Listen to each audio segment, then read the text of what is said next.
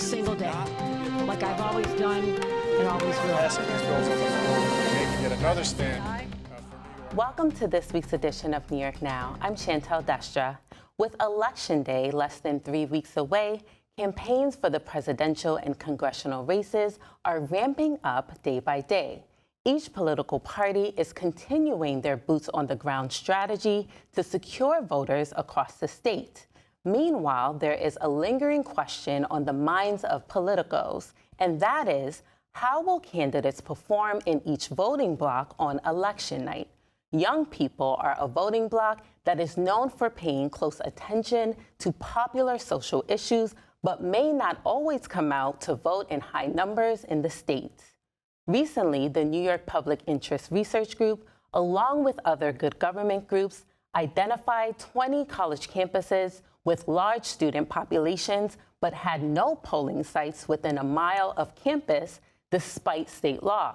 As reported by the Times-Union, the Board of Elections said that the colleges did not meet the threshold of 300 registered voters. To understand the parameters around the report, we sat down with Blair Horner, Executive Director of the New York Public Interest Research Group. Here's that conversation. Thank you so much for joining us today, Blair. Thanks for having me. Now, can you tell us about the reporting from good government groups that found that 20 college campuses across the state with a significant student population did not have a polling site on their campus? Yeah, we looked at it. There's a law that was on the books put in 2022 that said that every college that had 300 registered voters living on campus or more had to have a polling site either on the campus or they say adjacent to the campus. So we were looking, this was the third in a series of sort of reactions to what was going on. We were looking at this issue to see how the law was working out. And we could go into this more, but when we looked at what happened in 2022, we didn't notice any increase in college student voter turnout. We're trying to figure out why. And so are the polling places there was one of the questions we wanted to ask. The analysis that we found is that we looked at our criteria were colleges that had 1,000 students or more, undergraduates, and did not have a polling place within a mile of the campus. What are those colleges? And then we sent, and that's what we came up with the number. There's 20 four-year public and private colleges that were in that category, and there actually were 6 community colleges as well.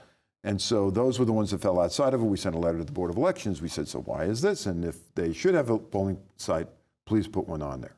And so that was the rationale for looking at it, was to see what's going on with the adult vote, young adult vote, and then what could be done by the Board of Elections if there is a problem. How consequential is a finding like this to, an election, especially this year where we're seeing, an unprecedented presidential race and also so many competitive congressional races this year running through New York? Yeah, I mean, we look at this because 18 to 24-year-old young adults are the least likely adult group to vote. If you look at it historically, going back to 1972, which was the first year after the federal constitutional amendment was passed, that 18-year-olds had the right to vote, they're always the lowest. And part of it is because the system, for older adults, they have sort of muscle memory about how to vote. They know what to expect, they know how to do it, and the youngest adults don't. And so what are the obstacles beyond just the fact that it's the first time you've ever done it? So we've looked historically at voter registration, we've looked at the polling places, we've looked at the ability to get information. So we've always looked at all this stuff. We've been keenly interested in it.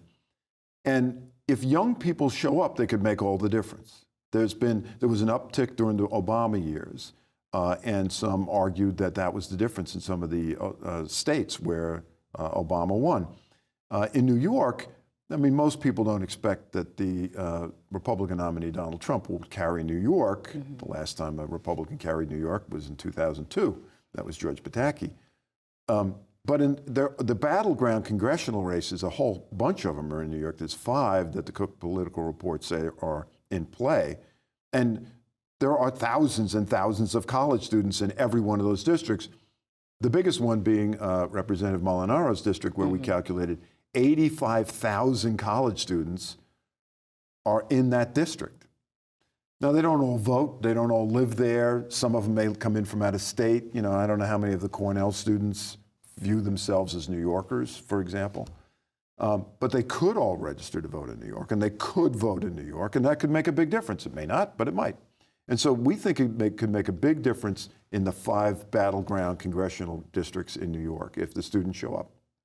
And as reported by the Times-Union, the Board of Elections came out and said that the college campuses that were identified, not all of them met the threshold of having 300 registered voters on campus. And I thought that was interesting because 300 seems like a pretty low number.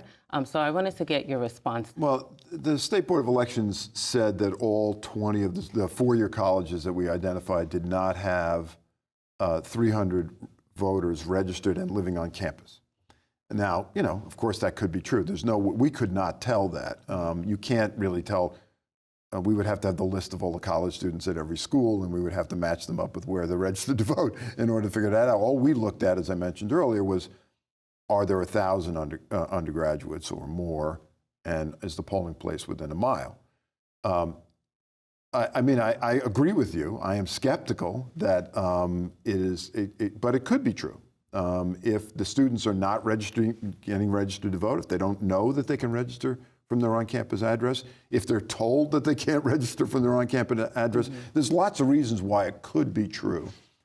We do know from one communication with one college that they told us that the reason they didn't have a polling place is because the local county board of elections told them they didn't have a suitable location on campus, which in and of itself is surprising, but that was the reason, not that they didn't have 300. And they were one of the 20. So again, we don't really know what actually happened and if the State Board of Elections is correct, because I assume they relied on the counties telling them. Right. Like, I don't think that they did a study of their own, but maybe they did. So that is it's certainly possible that they're right. We find it hard to believe if they're right. And if the State Board of Elections is right, I think that cries out for policy intervention by lawmakers because there's a problem somewhere. If that's true. If you have thousands of students on campus, and for your viewers who don't have college students in their families, typically the first and second year students are required to live on campus.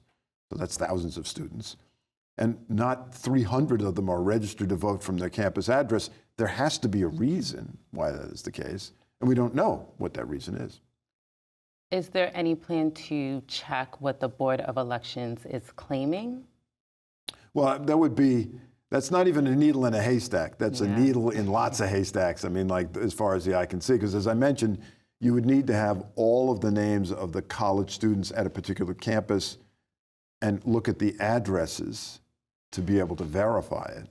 But we think that the legislature should hold hearings on the youth vote and see what happens in 2024, because if they don't show up, there's a reason. It could be their choice, of course. But it could also be that the obstacles that the state has in place. And New York has a constitutional right to vote. And so if students aren't voting and there's an obstacle, a policy obstacle as to why, that needs to be fixed. And we know this isn't, of course, the first report. There was a report back in May that found that there were over 90 college campuses that provided student housing but did not have any polling sites. And of course, this was before the primary. So can you tell us about that? Yeah, we looked at the issue twice, once right before the primaries and once right before the general. The analysis before the primary was to say, well, we've looked at all the primary lists. So the State Board of Elections makes public all of the polling places in the state. So in both cases, we looked at all of them and we said, well, how many of them are on college campuses? You just look at the address, you can figure it out. It's a pain in the neck, but you can do it. In both cases, we said, well, if there are colleges that don't have polling places, and they should, then you, State Board of Elections, should make sure that they do. The 97 that we found in May, the criteria was a little bit different. Did they have dorms? Did they have students living in the dorms? And did they have polling places within 1/10 of a mile? Because the law says living on campus or adjacent to the campus, you have to have a polling place if you have 300 registered voters or more. We found 97. And the one that we looked at in the fall was really to look at following up on what happened in the spring to see if anything had changed. Very little had. And then we used this more conservative criteria. Undergraduates of 1,000 or more living on campus, or 1,000 or more undergraduates, dorms on campus, and the polling place within a mile, not a tenth of a mile. And so that's what the numbers are different. But it's basically the same thing that we found. And it's consistent with other analyses that have been done that looked at this. Are there any plans to look at the data after the elections to see how many voters between the ages of 18 to 24 were casting ballots? Yeah, it's a super hard project to do. The Times-Union did an analysis after the 2022 election, and that's how we knew that the needle hadn't moved on youth vote participation in the 2022 election, which was a surprise to us. And one of the things that we looked at there was, well, what's going on with voter registration? And we looked at the Upstate State University of New York schools, and all the schools, some did a good job in terms of letting students know on their websites how to register to vote. Some didn't do as good of a job, in our opinion. And so it could well be that the approach of the colleges to registering young people is inadequate. We'll have to see. And we're going to be pushing lawmakers to hold hearings on this. Yeah. And I know there were a few lawmakers who signed on to the letter to the Board of Elections. So can you help us understand, like, what was their involvement in the process, or just getting them on board to sign on? Well, I mean, the letter was from the groups. We had copied the chairs of the Elections Committee and the sponsors of the original bill. I mean, we've been working on this bill for years, and it was finally done in the budget in 2022. And so for those particular lawmakers, we wanted them to be engaged. And we know that at least Assemblymember Walker, who chairs the Assembly Elections Committee, had written a separate letter to the State Board of Elections saying, hey, what's going on? So there will be hearings, I believe, on the 2024 election. One of the issues is, how did the new public financing system work? Right. And so there's going to be hearings on that. And so we think it's important to look at what's going on in terms of voter participation, that's a critical issue as well. Again, you have a constitutional right to vote in New York. You should be able to do it with ease and to do it accurately and timely. And if there are policies that make that hard to do, then those policies have to be changed. And lastly, as lawmakers prepare to head back to the Capital Region for the next legislative session, how are you hoping to address this legislatively? I know you mentioned the hearings, but are there any other ways to do that? Yeah, I mean, the hearings would be a first step, right? There's so much we don't know. We don't know how the colleges do voter registration. We don't know, do the colleges tell the students they can register from their campus addresses? We don't know the communications between the local boards of elections and the colleges. So there's big pieces we don't know. That's why we think the hearings would have to be first, is let's see how many of those questions can be answered, because that may drive the policy recommendations that someone would want going forward. Just defining what, how close the polling site has to be to a campus if it's not on the campus, for example. So we may end up looking at, from talking to my colleagues, we may end up looking at legislation that looks more broadly at the issue of civic engagement by young adults as compared to just the narrow issue of where the polling sites should be located if they're going to be on campus. Well, certainly a lot to look forward to, but we thank you so much for taking the time to speak with us today, Blair. Thanks for having me. And we were speaking with Blair Horner, Executive Director of the New York Public Interest Research Group. And for more information on polling sites on college campuses and updates ahead of Election Day, you can visit our website. That's at nynow.org. Now turning to another important topic. A few weeks ago, Governor Kathy Hochul signed legislation meant to support the work being done by EMS workers across the state. The new law will allow for EMS workers to receive a Medicaid reimbursement for on-scene treatment, transportation to healthcare centers, and virtual consultations. In the next segment, reporter Elise Klein dove into the implementation of the law and spoke with state lawmakers about how they're hoping to build on its impact heading into the next year. Here's that conversation. A new law signed by Governor Kathy Hochul will bring changes to Medicaid reimbursement for ambulance services. Under the current law, when responding to a 911 call, EMS services are required to transport Medicaid enrollees to a general hospital to receive reimbursement. Consequently, in cases where an EMS professional determines a patient would be better served to treat them at the scene, they face not being reimbursed for that treatment care. Some patients need more immediate medical attention and can't wait to be transported. As a result, EMS providers often treat patients on scene. Tim Egan, Executive Director of Rockland Paramedic Services, says about 30% of cases are treated on scene, leaving ambulance services often unpaid. There's a lot of complex cases that get left on scene. Diabetics that are given an IV and dextrose, cardiac arrests that are pronounced on scene. And in those cases, the cost of preparedness isn't accounted for. The cost of the crew, the cost of the equipment. Assemblymember Anna Kellis, a lead sponsor of the legislation, stresses the importance of EMS services and on-site treatment, especially for rural areas where hospitals are sometimes hours away. The service areas in upstate New York, in the most rural areas, are huge. So, perfect example, Trumansburg, New York, which is a village in my district. It is a 2 square mile district, but it has a 250 square mile service area for one ambulance. Kellis added, in cases where an emergency room is full, the ambulance has to wait until a bed is ready, which means a longer wait for other potential emergencies within the EMS service area. Stephen Kroll, chief of Delmar Bethlehem EMS, says EMS technicians have hundreds of hours of training and paramedics have thousands of hours of training to treat people no matter the setting. Kroll stresses that training, staffing, and the equipment needed to respond to emergencies costs money. Most of us, our budgets are built on the number of times we serve patients. If we serve patients that we should get paid for, but then we don't get paid, it undermines our ability to make ends meet. And essentially, nobody pays us for the cost of readiness. Kroll also says not everyone needs to go to the hospital. He said one example is when EMS technicians can treat a diabetic with dangerously low blood sugar with intravenous glucose and a snack. The short-acting sugar we give them needs to be replaced with, say, a peanut butter sandwich. Once we do that, they don't need to go to the hospital. They may need to see their endocrinologist the next day or make a doctor's appointment to find out why their sugar went low, but these are things that occur on a not too infrequent basis we can care for in the home.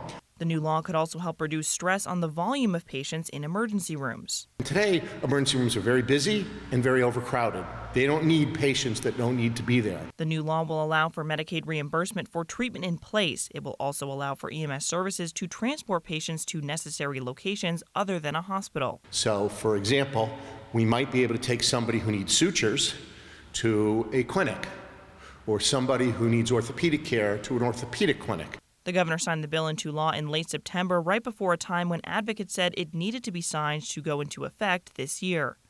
The change to the reimbursement process requires a state plan amendment, which has to be approved by the state Medicaid office. It then has to be approved by the federal government, as New York is funded by 50% of federal Medicaid dollars, and this process takes time. In terms of a timeline, it's my understanding that that state plan amendment will be submitted to the federal government by the end of the year, by the end of this year.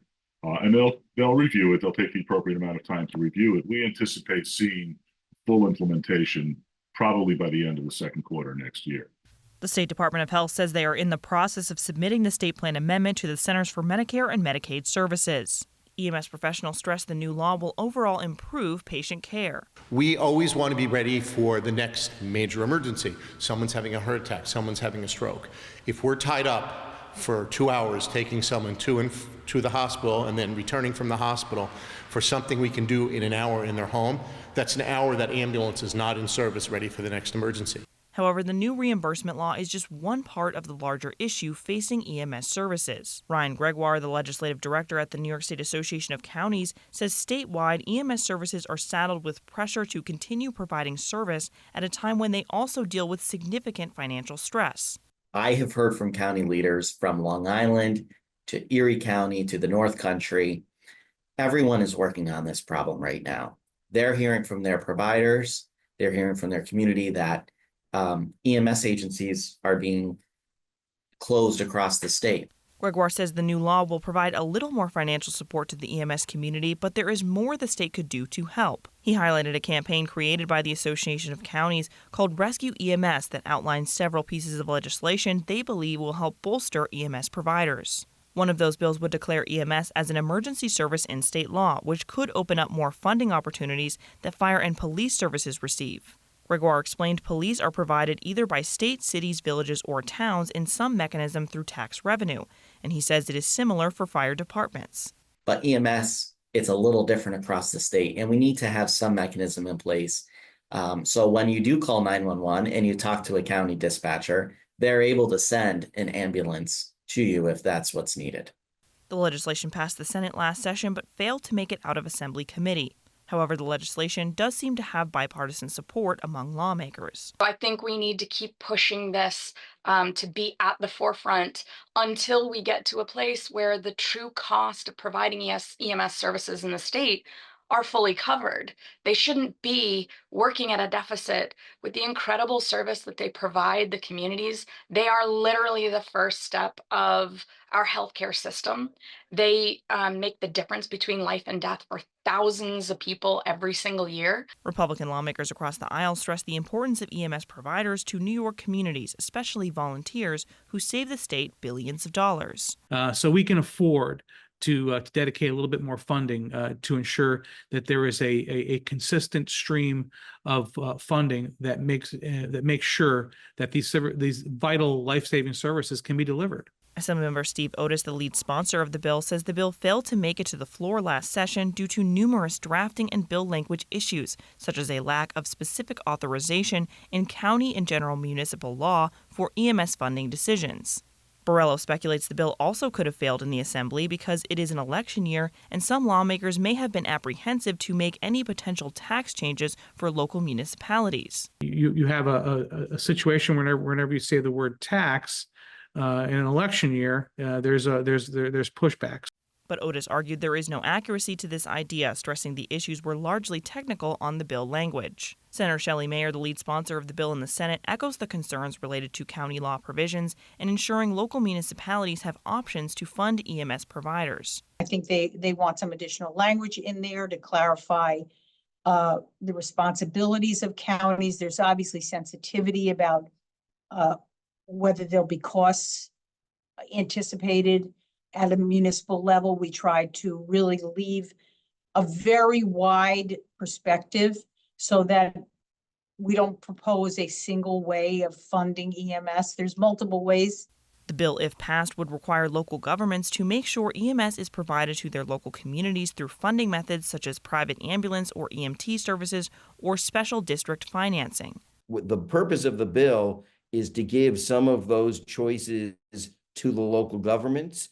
There's also a new planning process that's going to occur statewide to further rationalize the system and assist the local governments in understanding what the tools that they have. He also says there have been discussions during off-session time to resolve the bill drafting details. It's a complex bill, and the bill deals with public health law, with some education law issues, and local government law. And so I expect that we're going to have tweaks in the bill in both houses. Mayer says even though the Senate supported the bill as it is currently written, she will also support an amended version to get it to pass the Assembly. So if there are technical changes in sections of the law or in clarifying that the costs of maintaining EMS can be maintained in any number of ways as opposed to one path, doors open to trying to resolve that.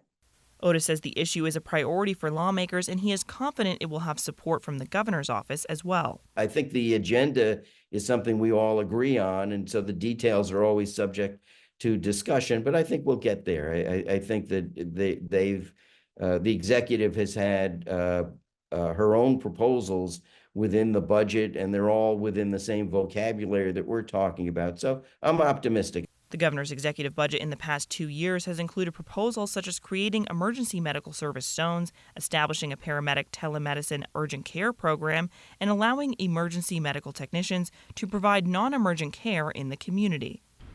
The need to improve the state of EMS and their funding coincides with the needs of New Yorkers' public health. EMS workers say 911 calls are increasing statewide. Del Mar Bethlehem EMS alone has increased their response by 32% since 2020. Next legislative session, lawmakers and advocates say they intend to push for several other bills that intend to help improve EMS funding and ultimately help improve emergency response. Elise Klein, New York Now. And for more information on the bills lawmakers are hoping to pass next year to provide additional support for EMS workers, you can visit our website. Again, that's at nynow.org. You can also subscribe to our newsletter for exclusive content by going to newsletter.nynow.org or by scanning the QR code on your screen. Well, that does it for this edition of New York Now. Thank you for tuning in and see you next week.